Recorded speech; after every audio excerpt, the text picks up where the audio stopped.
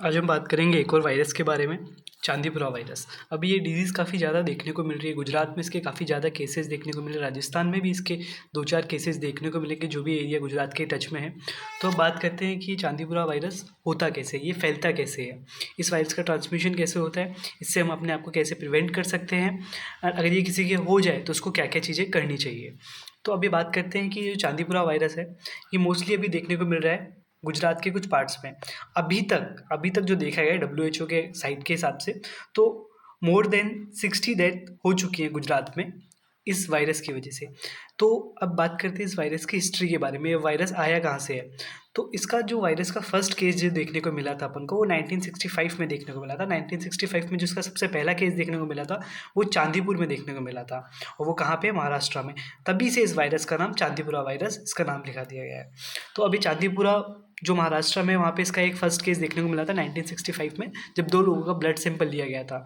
जब उसको वहाँ पे उन्होंने इसका पीसीआर टेस्ट वगैरह किया, तो वहाँ पे पता लगा कि ये चांदीपुरा जगह पे मिला था, इस वजह से इसका नाम चांदीपुरा वायरस रख दिया गया है। अब बात करते हैं इसके कुछ इंपॉर्टेंट पॉइंट्स के बारे में, चांदीपुरा वायरस के कुछ इंपॉर्टेंट पॉइंट्स के बारे में। तो ये मेजरली जो अफेक्ट कर रहा है चांदीपुरा वायरस, जो बच्चे होते हैं 15 साल से कम के, उनको ये ज़्यादा अफेक्ट कर रहा है। इसमें क्या होता है कि अपन जो एक्यूट एन्सेफेलाइटिस होता है, एन्सेफेलाइटिस में जो नॉर्मल अपन लैंग्वेज में बोल सकते हैं कि जो दिमागी बुखार होता है, उसकी तरह ही इसमें सिंड्रोम्स आते हैं। ठीक है। तो अब यहाँ पे अपन एक और बीमारी के बारे में पढ़ते हैं जो छोटे बच्चों में ज़्यादा कॉमन है, जिसमें अपन बोल रहे थे जापानीज़ एन्सेफेलाइटिस। तो जापानीज़ एन्सेफेलाइटिस भी इंडिया में काफ़ी जगह पे देखने को मिलती है। इसके कुछ केसेस अभी देखने को मिले थे लास्ट ईयर भी। तो ये जो अपना चांदीपुरा वायरस है, ये जापानीज़ एन्सेफेलाइटिस की बिल्कुल सेम मतलब इसके जो सिम्टम्स है, इन दोनों के सिम्टम एक दूसरे से काफ़ी ज़्यादा मिलते हैं। जापानीज़ एन्सेफेलाइटिस भी एक वायरल डिजीज़ है। जैसे चांदीपुरा वायरस के हम आगे बात करेंगे कि ये भी एक मॉस्किटो से फैलता है, चांदीपुरा वायरस भी एक मॉस्किटो से फैल रहा है। तो उस तरीके से हम बात करें कि दोनों में काफ़ी ज़्यादा सिमिलरिटीज़ है। अब बात करते हैं इसका ट्रांसमिशन कैसे होता है। तो ये जो अपना चांदीपुरा वायरस है, इसका ट्रांसमिशन, ये एक वेक्टर बोर्न डिजीज़ है। इसके लिए एक वेक्टर रेस्पॉन्सिबल होता है अपना, उसका नाम होता है सैंड फ्लाई। तो ये जो सैंड फ्लाई होता है, वो इसके लिए रेस्पॉन्सिबल होता है।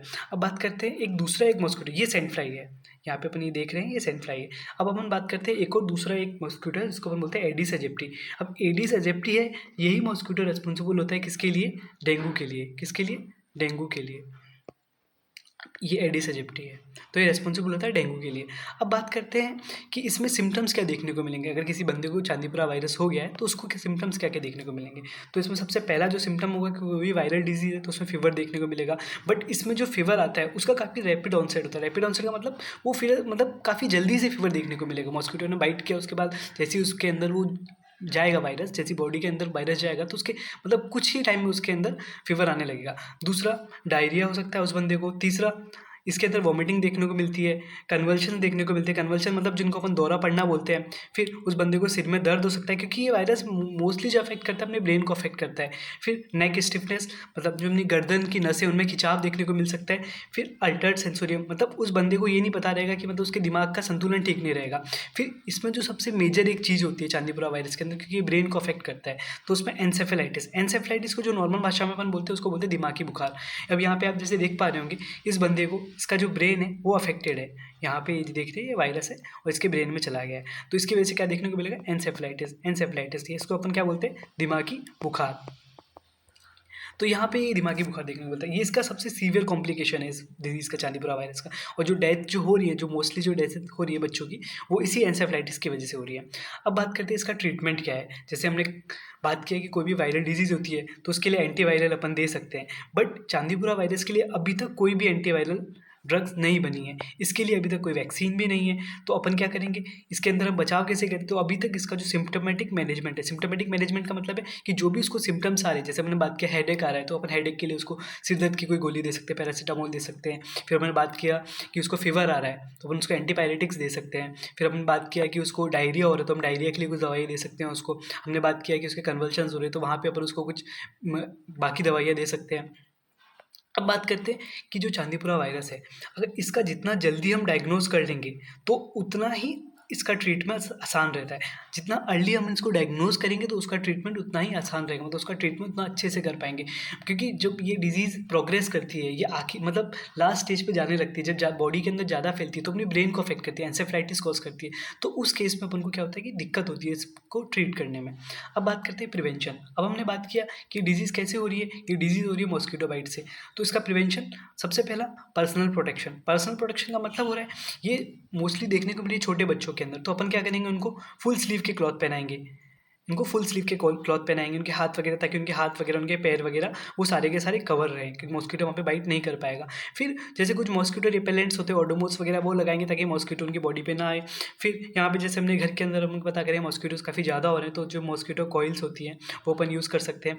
और जो उनके जैसे हमने हाथ को तो फुल स्लीव से क्लॉथ कर दिया, फिर इनके जो पैंट्स हैं उनको मतलब ऐसा नहीं शॉर्ट्स में बच्चे घूम रहे हैं, उनको फुल पैंट पहनाना चाहिए अपन को। फिर बात करते हैं वेक्टर कंट्रोल, क्योंकि हमने बात की है कि डिजीज़ है, ये एक मॉस्किटो बोर्न डिजीज़ है।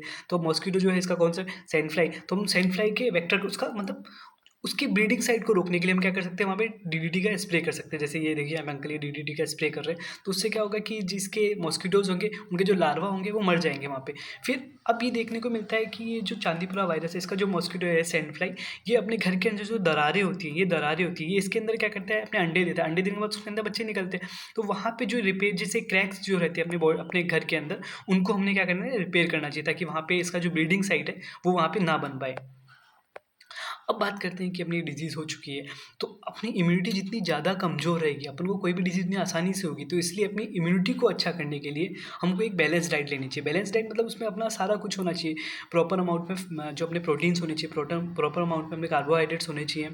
तो उस हिसाब से अपन क्या करते हैं, वैसे एक बैलेंस डाइट लेनी चाहिए, ताकि अपनी इम्यूनिटी जो हो वो स्ट्रॉन्ग रहे। तो जैसे आप देख पा रहे होंगे कि यहाँ पे सारे फ्रूट्स भी हैं, वेजिटेबल्स भी हैं। अब जो वही मतलब जो इसमें आलमंड्स भी हैं, तो वेज लोग अपने हिसाब से डाइट ले सकते हैं, नॉन-वेज लोग नॉन-वेज मतलब उसमें नॉन-वेज वगैरह भी ऐड कर सकते हैं। तो उस हिसाब से हमको एक बैलेंस डाइट लेनी चाहिए, ताकि अपनी इम्यूनिटी काफ़ी स्ट्रॉन्ग रहे। अब बात करते हैं सैंड फ्लाई के बारे में। ये जैसे आप देख पा रहे हैं, ये एक सैंड फ्लाई है, ये सैंड फ्लाई है। तो अब ये जो सैंड फ्लाई होती है, इसकी जो बाइट देखने को मिलती है, ये कब काटता है? ये मोस्टली रात में काटता है। ये मोस्टली रात में काटता है। अब यहाँ पे क्या होता है, सैंड फ्लाई होती है, ये ज़्यादा मतलब ये ज़्यादा ऊँची नहीं उड़ सकती है, मतलब ज़्यादा हाइट तक नहीं उड़ सकती है। तो यहाँ पे इसका क्या होता है कि इसकी बाइट होती है वो अपने पैरों वगैरह में ही होता है। ये मतलब अपने जो लोअर लिम्स है, अपने पैर वगैरह में काटेगा, हाथ पे बहुत रेयरली काटता है, क्योंकि ये ज़्यादा ऊँचा नहीं उड़ सकता है। अब ये जो सैंड फ्लाई है, जो मानसून सीज़न में पता है कि जगह-जगह पानी भरा रहता है, तो वहाँ पे क्या होता है कि ये इनकी ब्रीडिंग साइट बढ़ जाती है। तो वहाँ पे इसका जो सबसे ज़्यादा आउटब्रेक जो देखने को मिलता है, वो मानसून टाइम में ज़्यादा देखने को मिला है। जैसे अभी भी हम देख रहे हैं गुजरात में भी इसका काफ़ी ज़्यादा केसेज़ आ रहे हैं। अब इसकी जो बाइट होती है वो जैसे लोअर लिम्ब पे, जो तो ये आप देख रहे हैं कि ये इसने सैंड फ्लाई ने इसको बाइट किया है। अब जो इसकी जो सैंड फ्लाई है, इसकी जो बाइट होती है, जब ये काटता है तो उस जगह पे काफ़ी ज़्यादा दर्द होता है। जैसे इसने यहाँ पे काटा हुआ है, तो यहाँ पे काफ़ी ज़्यादा दर्द होगा, तो इसकी बाइट होगी वो काफ़ी पेनफुल होती है। सो अभी हमने बात किया इसके बारे में कि ये चांदीपुरा वायरस है कैसे, ये कैसे स्प्रेड होता है, इसके में क्या-क्या सिम्पटम्स आते हैं, इसका ट्रीटमेंट क्या है, इसको हम अपने आप को कैसे प्रिवेंट कर सकते हैं। बाकी मॉस्किटो के बारे में भी बात किया, सैंड फ्लाई के बारे में बात किया कि ये कैसे होता है। जैसे मैं बात किया कि मोस्टली ये रात ही में काटता है हमको, ज़्यादा ऊँचाई तक नहीं उड़ पाता है। उसकी वजह से अपने जो पैर होते हैं नीचे में वहीं पे काटता है, तो उसके क्या-क्या प्रिवेंशन है, ये सारी चीज़ें हमने पूरा बात किया इसमें। So thank you.